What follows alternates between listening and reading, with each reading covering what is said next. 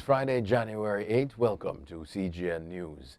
US President Donald Trump returned to Twitter on Thursday evening following a 12-hour freeze of his account. In the new video message, he said, quote, "Now Congress has certified the results. A new administration will be inaugurated on January 20, end quote.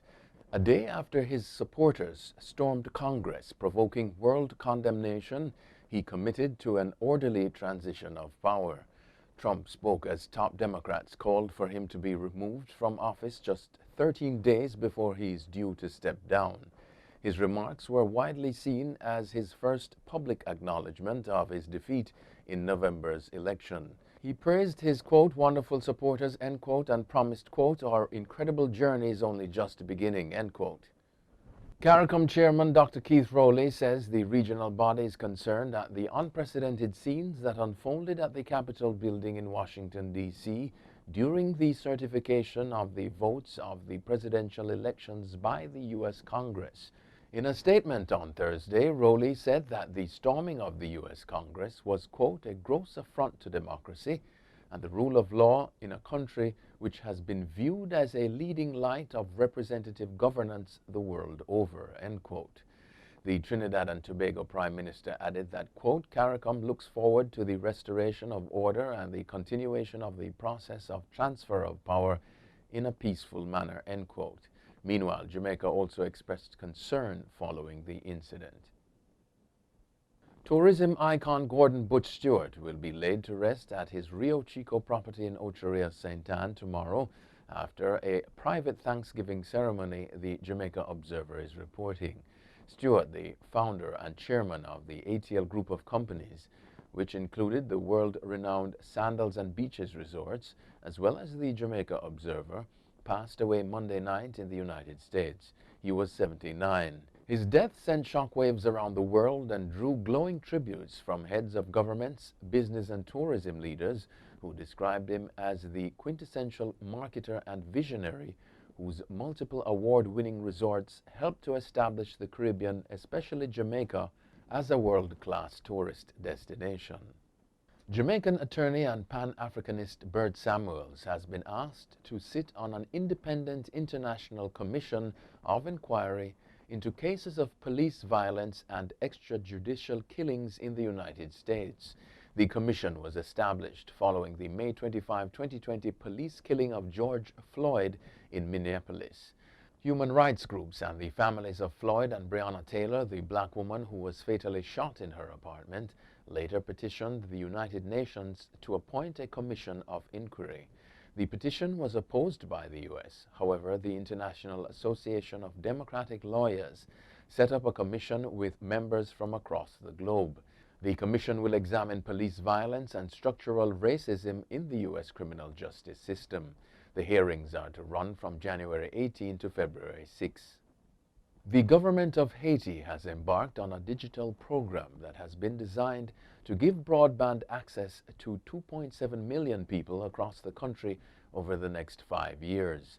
The program is one that will enable Haitians to access cheaper and faster internet connections through the World Bank grant of $60 million that has led to the rollout of fiber optic cables.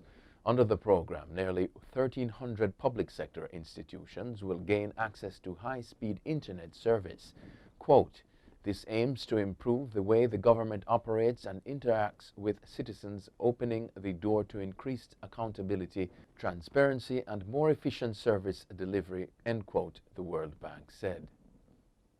Caribbean Airlines has, with immediate effect, suspended its commercial service to Havana, Cuba, until further notice. In a statement on Tuesday, the carrier said the decision followed correspondence from the Instituto de Aeronáutica Civil de Cuba, IACC, on the country's latest protocols and restrictions for inbound commercial flights in order to combat COVID-19.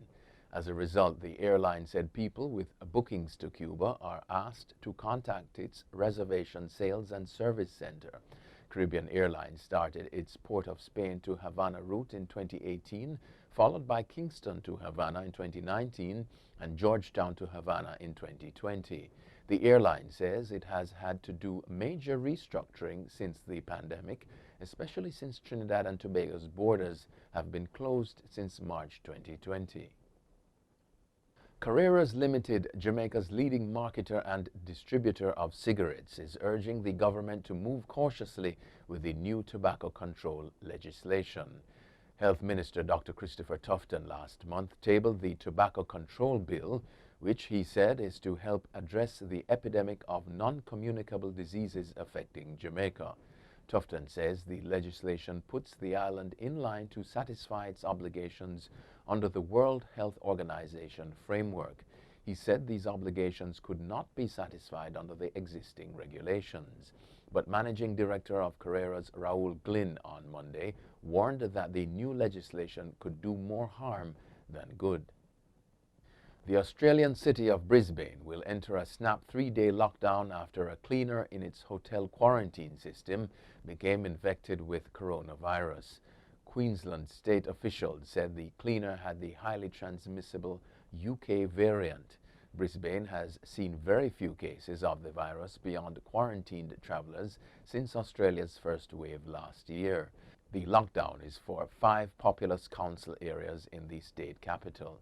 State Premier Anastasia Palaszczuk announced the measure on Friday morning local time, about 16 hours after the woman tested positive. And finally, Elon Musk has become the world's richest person as his net worth crossed $185 billion. The Tesla and SpaceX entrepreneur was pushed into the top slot after Tesla's share price increased on Thursday. He takes the top spot from Amazon founder Jeff Bezos, who had held it since 2017. Musk's electric car company, Tesla, hit a market value of $700 billion for the first time on Wednesday. That makes the car company worth more than Toyota, Volkswagen, Hyundai, GM, and Ford combined. Musk reacted to the news in signature style, replying to a Twitter user sharing the news with the remark, quote, "How strange." That's it for CGN News. I'm Scott Wilson. Thanks for watching.